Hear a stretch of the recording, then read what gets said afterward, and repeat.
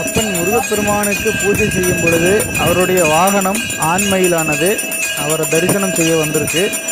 எல்லாருக்கும் முன்னாடியும் அது பறந்து போகாமல் பூஜை முடிவு வரைக்கும் நின்று அது சாமி வழிபாடு செஞ்சுட்டு போகுது. இந்த வீடியோவை நீங்கள் பார்க்குறீங்க அப்படின்னா உங்களுக்கு கண்டிப்பாக நல்லதே நடக்கும். இமீடியட்டாக சப்ஸ்கிரைப் பண்ணிவிட்டு இந்த வீடியோவை முழுவதுமாக பாருங்கள்.